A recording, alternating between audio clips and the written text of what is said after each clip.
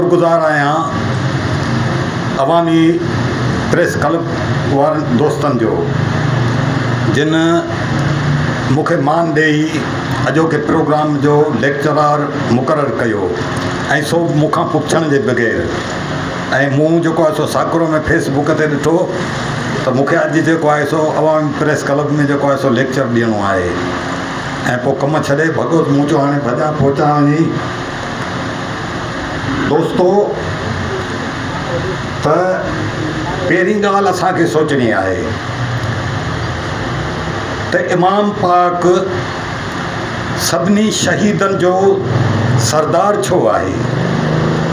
जॾहिं त शहीद त ॿिया थींदा रहिया आहिनि ऐं थियनि पिया अॼु ताईं, पर इमाम पाक खे शहीदनि जो सरदार हुअण जो ख़िताबु छो मिलियो। जो हिकु माण्हू रोड ते जेकॾहिं अचानक एक्सीडेंट थो थी वञे त उहो बि शहीद थो थी वञे, कंहिंखे बेगुनाह क़तल कयो थो वञे उहो बि शहीद थी थो वञे, को पाणी में ॿुॾी थो मरे त उहो बि शहीद थी थो वञे। पर हीअ शहादत अज़ीम इन लाइ आहे जो शहीद थियण वारे खे एडवांस ख़बर हुई त आऊं हीउ जेको कुटुंब कबीलो वठियो वञा पियो ऐं उते कुफ़े जो तख़्तगाह न आहे, पर उते शहीद थियणो आहे, उते जेको आहे सो शहादत जो मक़ाम हासिलु करिणो आहे। ऐं शहीद थियण जे लाइ सरी संभरी निकिरे थो ऐं मासूम बच्चा पाण सां गॾु वठी थो निकिरे। ऐं एतिरी ज़ाहिर आहे हुनजे दिलि में गुमान कोन हूंदो त हिन जंग में को इमाम अली असगर खे बि शहीद कयो वेंदो, छो त मासूम बच्चो हो। हुन इहो ई सम्झो हूंदो त आइन त उते सिरनि जा सौदा। बेटा जो जेको आहे इहो काफ़िलो मदीने खां ऐं 28 सफ़र ते निकिरे थो ऐं तक़रीबन जेको आहे सो 3 शोबान ते मके पाक पहुचे थो ऐं तक़रीबन 3 महीना ऐं कुझु ॾींहं मके में तरसण खां पोइ इहो 8 ज़ुल्हज ते इहो काफ़िलो करबला तरफ़ निकिरे थो ऐं इहो काफ़िलो तक़रीबन 23-24 ॾींहंनि में करबला जे सरज़मीन ते दाख़िल थिए थो। ऐं बेटा जी शायदि आहे त मीर मदीना निकिरी ॾेरा ॾिनाऊं, काठीअ पाणीअ काह खे माण्हू मुकाऊं, चढ़ंदे चयाऊं त थींदी वेड़ वॾांदरी।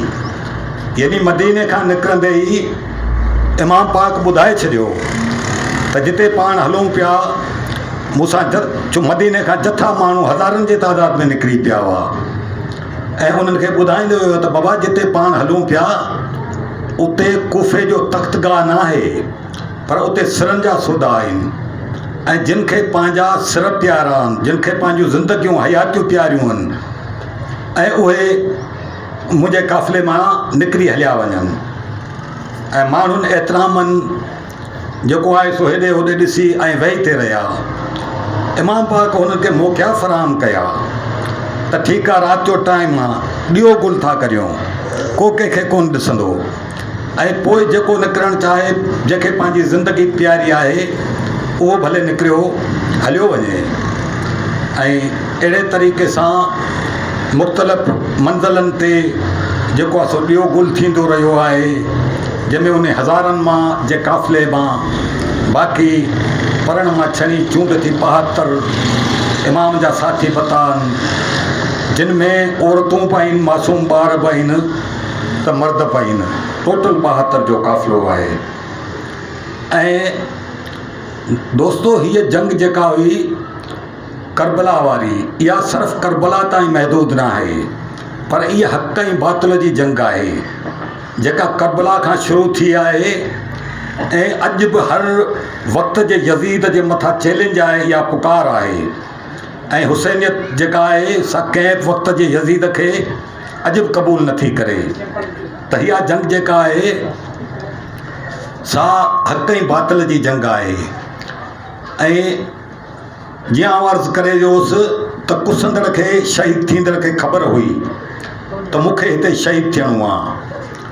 कई वॾियूं ॻाल्हियूं आहिनि त रसूल पाक सल्लल्लाहु अलैहि वसल्लम इन करबला जे मैदान जी मिटी ऐं पंहिंजे घरवारीअ खे ॾेई वियो हो त इमाम पाक शहीद थींदो। ॾिसो ज़िंदगी जी ॻाल्हि आहे। उन वक़्तु हीअ बोतल में पियल मिटी जेका आहे सा सुर्ख बणिजी वेंदी, ॻाढ़ी बणिजी वेंदी, ऐं अॻुवाट।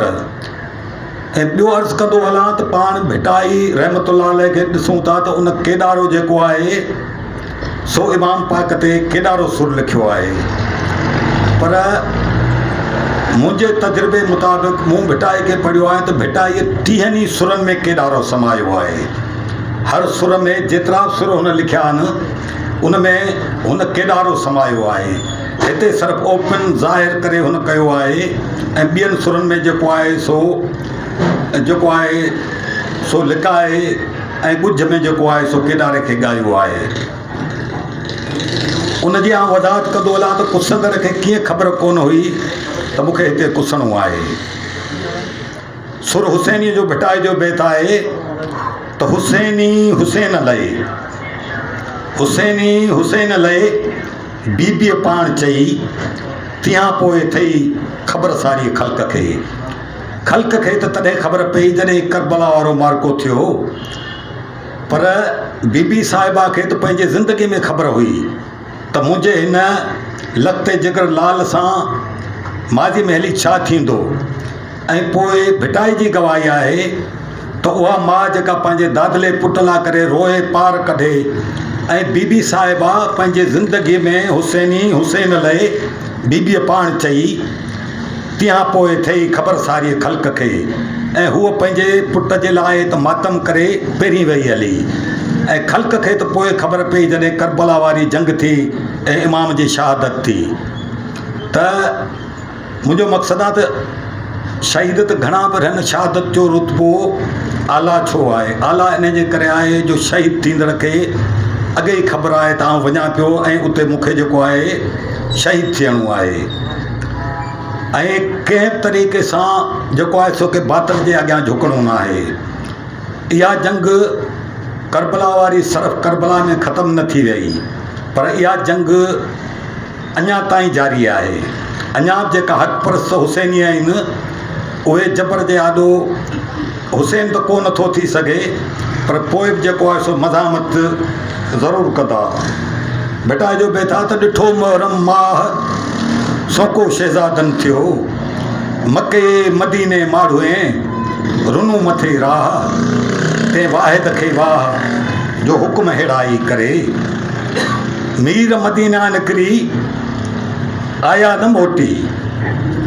ऐं अॼुकल्ह फेसबुक ते ॾिसूं पिया त अलाए छा छा लॻो पियो आहे। असां त जेको आहे सो वधीक उन में फसादनि में वञणु नथा चाहियूं, पर भिटाई थो चवे त मीर मदीना निकिरी आया न मोटी, कारा रंग कपिड़ा अदानी रोटी, आऊं तनी ले लोटी जे मीर मुसाफ़िर राई आहे। भिटाई त कारा कपिड़ा विझण जी तलक़ीन ताईद पियो करे त ए रंगरेज़, ए कपिड़ा रंगींदड़, ऐं मोहरम जो महीनो मोटी आयो आहे ऐं मुंहिंजे कपिड़नि खे कारो रंग ॾे। ऐं भिटाई ख़ुदि जेको आहे सो उन्हनि ॾींहंनि में कारो वेस करे रहियो आहे ऐं भिटाई जी शाइरी पाण गवाही पई ॾे।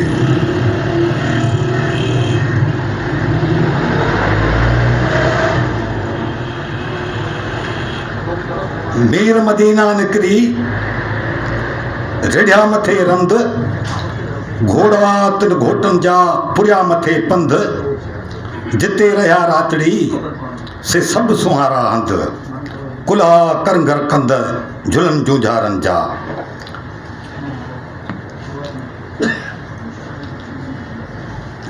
ऐं भिटाई जेका सुर ॻाया आहिनि उन्हनि में उन्हनि सुरनि जे किरदार में कॾहिं पाण ॿुॾी थो वञे, कॾहिं पाण ससी थी थो वञे, कॾहिं पुनू थी थो वञे, कॾहिं राणो थी थो वञे, कॾहिं मूमल थी थो वञे, कॾहिं चनेसर थी थो वञे। मतिलबु सभिनी किरदारनि में पाण खे ॿोड़े थो।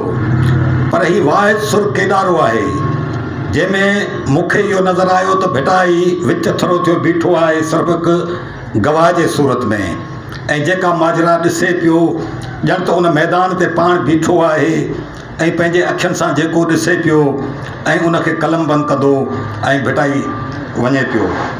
भिटाई जो हर बैत भिटाई जो बैत आहे त कूपा किले जा कोडिया रावत कीर रहनि, सावन सिर फिदा कया अॻियां इमामनि, युजाहिदून फी सबीलिल्लाह कम इहो ई कनि, हूरूं हार ॿधनि सहरा शहीदनि खे। ऐं कुझु सवाल अचनि था त बहादुर कॾिया बहादुरें खड़ग खलोल कनि, विझनि धड़ धड़नि ते हकारूं हणनि, किरनि कंध नचनि ऋण गजो राड़ो थियो। हाणे हिते त ॼण त माना सवालिया बैत थो थी वञे त बहादुर कॾिया बहादुरें, त भिटाई ॿिन्ही तरफ़नि खे जेको आहे सम्झण वारो ईअं ई महसूसु कंदो त ॿिन्ही तरफ़नि खे बहादुर पियो चवे, यज़ीदी लश्कर खे ऐं ॿिए पासे, पर न ईअं न आहे। हिकिड़े पासे 72 ॼणा ऐं ॿिए पासे हज़ारनि जे तादाद में हुजनि, उहे जेकॾहिं 72 माण्हुनि ते हमिलो कनि त उन्हनि खे बहादुर कहिड़ी बि सूरत में 9000 माण्हू जेकॾहिं 72 माण्हुनि ते हमिलो कनि त उन्हनि खे बहादुर त नथो चई सघिजे न, कहिड़ी बि सूरत में उहे बहादुर कोन्हनि। पर बहादुर कॾिया बहादुरें खड़ग खलोल कनि, विझनि धड़ धड़नि ते हकारूं हणनि, किरनि कंध नचनि ऋण गजो राड़ो थियो। सर परण मां छणी इमाम जे काफ़िले में उहे माण्हू शामिल थिया हुआ जेका बहादुर हुआ, जिन मां सॼे मैदान हज़रत हुर जेको आहे उहो बि बहादुर हो, पंहिंजे टोले सां जेको हिन टोले में अची गॾियो। इहे बहादुर पाण में मिलिया, बाक़ी हुननि जे टोले मां कंहिंखे भिटाई जेको आहे सो बहादुर न आहे चयो, हो त हज़ारनि जे तादाद में हुआ। ऐं पहिरियां बैत ॾेई वियोसि त दोस्त कुहाए दादिला मोहब माराए, ख़ासनि खलीलनि खे सतियूं सहाए, अलाह समद बेनियाज़ सा करे जा चाहे, उन ई मज़ा आहे का ऊनी ॻाल्हि इसरार जी। ऐं इन मंझि को हिकिड़ो वॾो राज़ जेको आहे हिन परदे जे पसे परदा आहे, ऐं जेको सम्झां थो त जेको आहे सो को माण्हू उनखे जेको आहे राज़ खे सम्झी सघे थो, ऐं हर माण्हू जेको आहे सो उन राज़ खे नथो सम्झे।